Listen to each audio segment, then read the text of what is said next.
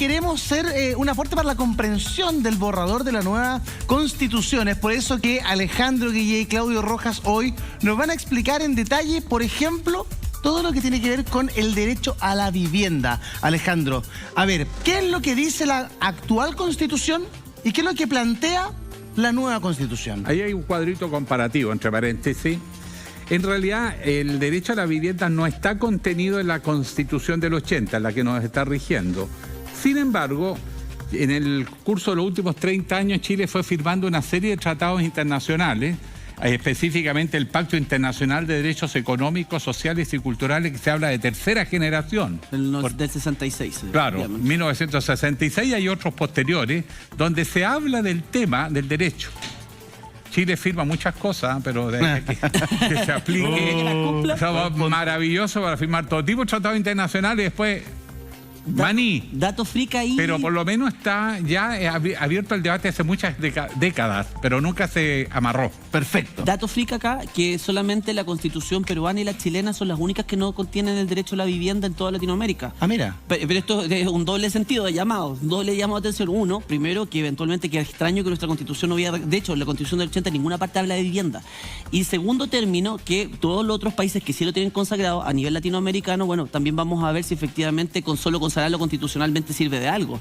Porque eventualmente podemos ver la realidad de varios países que nos rodean y veamos que aunque teniéndolo consagrado, tal vez parece ser que no sirve de nada si no hay un gobierno que realmente lo ejecuta como una política de gobierno. ¿Qué plantea la propuesta de Constitución que vamos a votar el 4 de septiembre? Primero, debo decirles que fue aprobada por amplísima mayoría. Este es uno de los temas de la nueva Constitución que tuvo más apoyo. Hubo 133 votos a favor, 11 en contra, 6 abstenciones.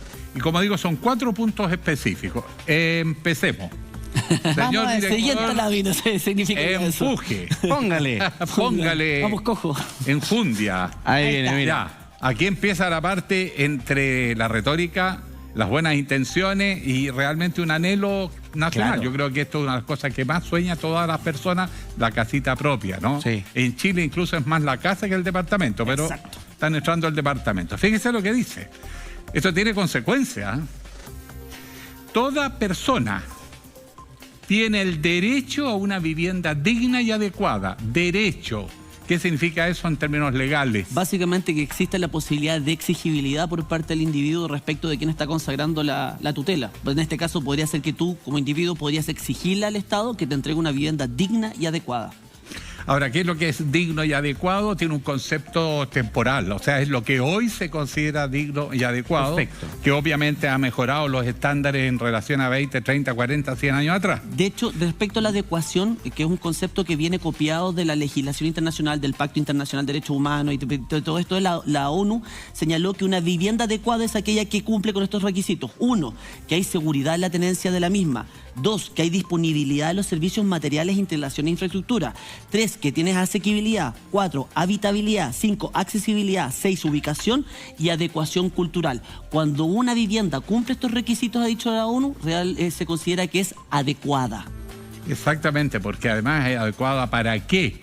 Para que se pueda tener una vida personal, libre, pero también familiar. O sea, tú después tendrás tus hijos y que vivirán sin hacinamiento, como pasa hoy en día, que el papá, la mamá y los niños están metidos en la misma pieza. Comparten cama. Con todo lo que eso significa. Sí.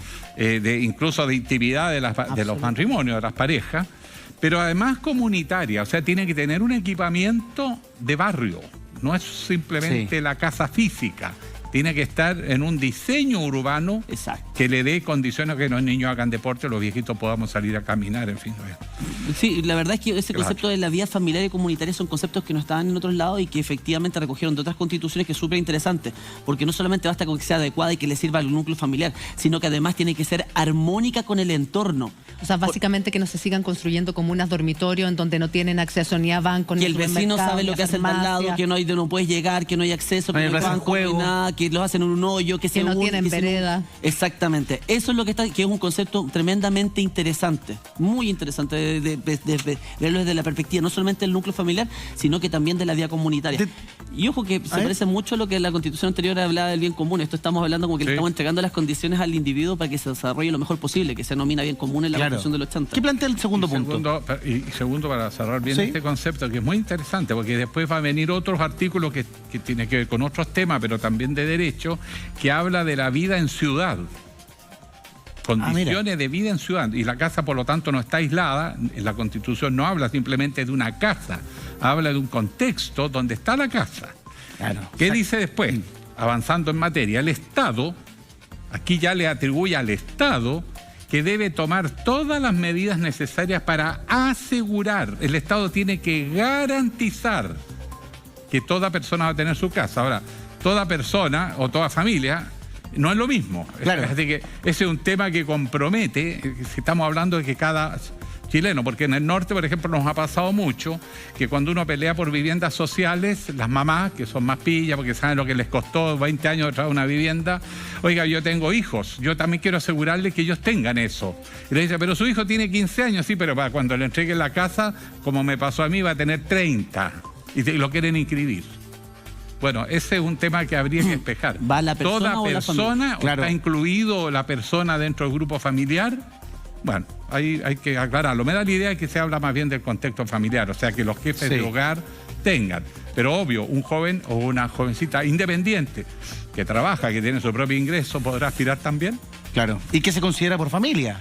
Exactamente. Claro. El núcleo familiar, que es el concepto un poco occidental de fines del siglo XIX, comienzo del XX, que son el padre, la madre y los hijos, pero ¿qué pasa en la familia extensa, como existe, por ejemplo, en el sur de Chile, todavía en las comunidades originarias? Los pueblos originarios viven en familias grandes, familia extensa, como dicen los antropólogos, y donde están los abuelos, los primos, o sea, es un concepto de comunidad. De clan. Y eso es importante porque en una parte establece que tiene que ser digno en función de permitir que esa comunidad subsista. Por lo tanto, no es la misma casa en todo Chile, ni para todos los grupos sociales. Buen punto. Buen punto. Bonito, pero... Bueno. Ojo que es una declaración de principio. La gente, por favor, entiéndalo en sus casas. Esto no quiere decir que el Estado se está comprometiendo con esta Constitución a entregarle a usted una casa de forma de asegurarle el gozo universal y oportuno de un inmueble. Pero ¿no? ahí dice que el Estado debe tomar todas las medidas necesarias para asegurar. Pero por eso, debe tomar todas las medidas necesarias. Te está diciendo, ojo, el Estado lo que tiene que hacer es propender a que vayamos hacia allá. No te está diciendo es que te voy a entregar esto. Vamos para allá. Y el Estado debe propender a eso. Se está obligando a propender, no a entregar. Por eso que les digo que hay que tener cuidado con las redacciones, porque uno podría entender que se están comprometiendo a cosas. Está obligado a hacer la pega para que esto sea realidad. Exacto, eso. Pero no estoy diciendo que está obligado a hacerlo realidad. Eso, ese es muy buen chileno, clarísimo. Esto es un abogado, ¿ah? No, lo que pasa es que no queremos generar falsa expectativa con eso que acá el Estado llegar y llevar va a empezar a repartir casas. No. El Estado tiene que tomar medidas, políticas públicas, desarrollo de infraestructura, inversión social, para asegurar el goce universal y oportuno de este derecho. Pero ojo, cuando se habla de derecho, y lo consagra, tiene derecho a algo, tú estás diciendo que eso queda establecido en la norma legal. Y que es exigible. No es simplemente un reconocimiento. O sea, tú le podrías exigir al Estado que implemente ese tipo de medidas. Si tú ves que el Estado se está quedando quieto, tú podrías ir a tribunales, haga la peguita, compre ese terreno, comienza a construir. Y no construya de cualquier forma. Y no me vaya a construir al fin del mundo, allá en la última quebrada que encontró. No, construyame con calidad y a lo que usted se comprometió en esta Constitución. Y eso es muy interesante.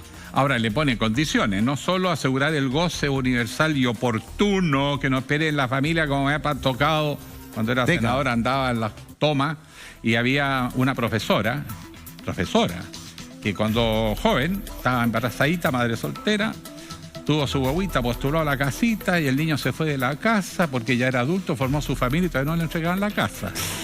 Este tema de oportunidad no es simplemente una declaración, aquí hay una exigencia taxativa en términos de tiempo. Contemplando a lo menos la habitabilidad.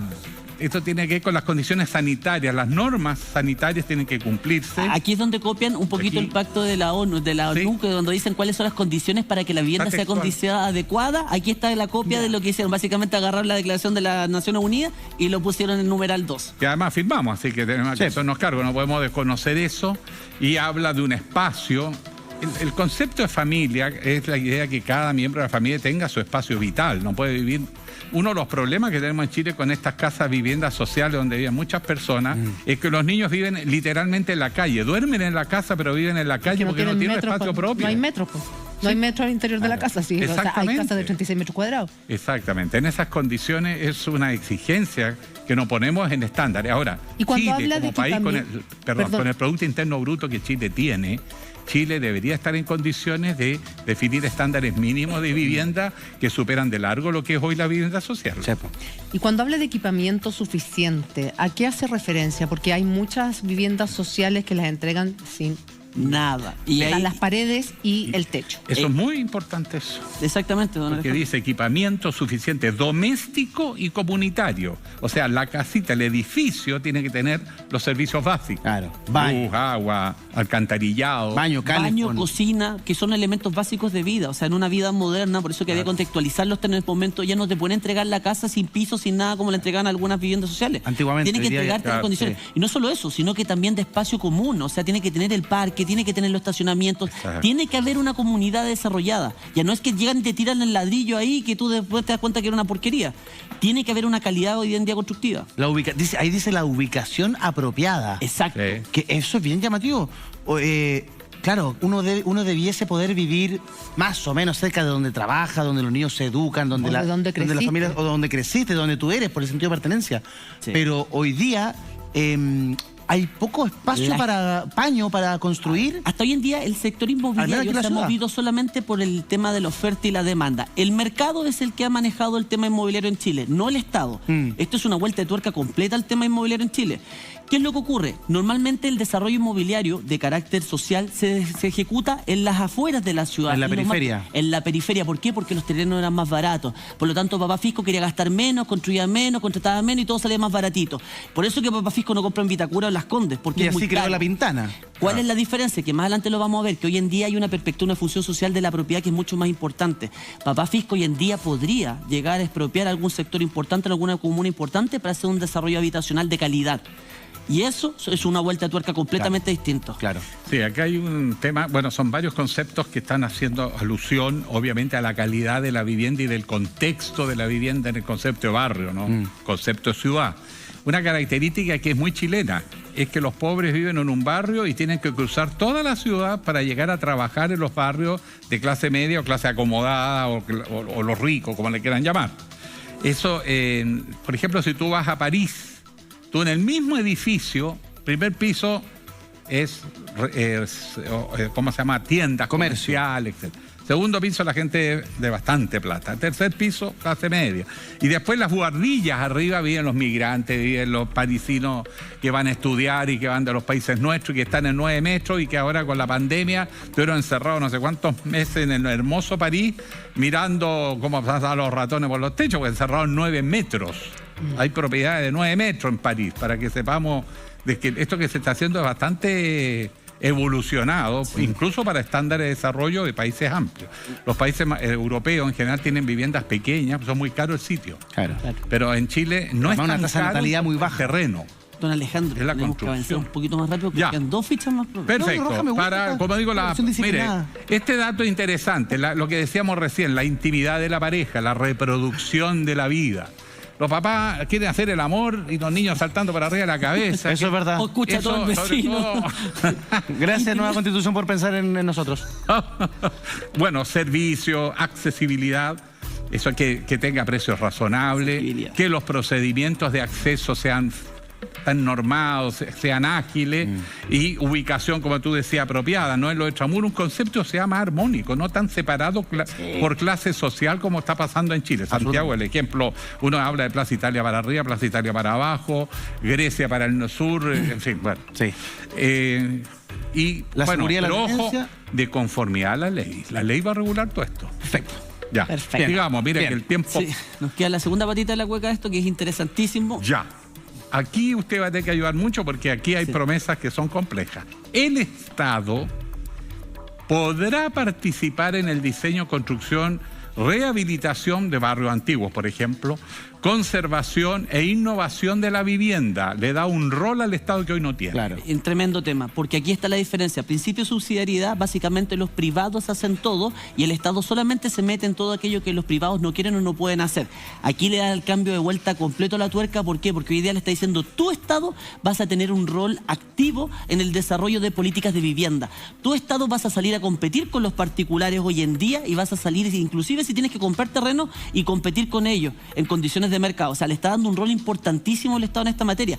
Le cambia el giro, ya el Estado no se puede quedar, no, principio de subsidiariedad, yo aquí me quedo mirando, yo veo cómo se la arregla entre los particulares. No se pueden sacar el pillo, el Estado no se puede sacar el pillo. Ya no se puede sacar el pillo, ahora tiene que trabajar y ponerse las pilas porque así quedó consagrado. Porque además en el artículo 1 dice que el Estado tiene que hacer todo lo que pueda para. Y por eso que te lo reafirman con el 3. Bien.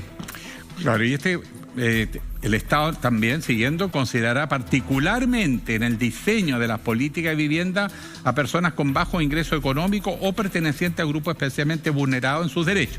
Aquí estuvimos analizando que esto tiene varias lecturas posibles. Sí. Yo creo que la intención es que el Estado se preocupe sobre todo de la gente que no tiene ingreso para comprar su casa. Y Sí. tiene que ofrecerle una alternativa. Pero ¿cuál es el problema Pero que tenemos acá? vulnerado en sus derechos, ¿es porque es pobre o porque, por ejemplo, es víctima de violencia Claro. en el hogar o violencia en el barrio? O tal vez estamos hablando de pueblos originarios que han sido vulnerados sus derechos. ¿Cuál es el problema? Que tenemos una Constitución, y aquí son los problemas de redacción que tiene la Constitución que lógicamente tienen Que que se están depurarse todavía. corrigiendo, pues, claro. Claro, porque habla de grupos especialmente vulnerados en sus derechos. O sea, la Constitución estaría reconociendo que tenemos grupos vulnerados desde ya, per se. O sea, esas personas eventualmente podrían accionar desde ya contra el Estado porque ya estarían siendo reconocidos constitucionalmente. Además Me parece que es un error de respecto a la gramática y la forma en que se quiso expresar la idea. La idea nosotros la entendemos y la interpretamos con muy buen espíritu, pero la gramática tienen que depurarla muchísimo más porque aquí quedó muy, Claro. muy enredadito. Porque el Estado podría ser querellado porque hay gente que ha sido vulnerado de sus derechos. Oye, ¿qué No sé si queda una más, que hay ¿Queda una una que más? me interesa. No, que era la última. Ya, voy a agregar una Alejandro. pequeña consideración final que tiene que ver con el uso del suelo. Ya. Todos sabemos que en Chile hay especulación. Sí.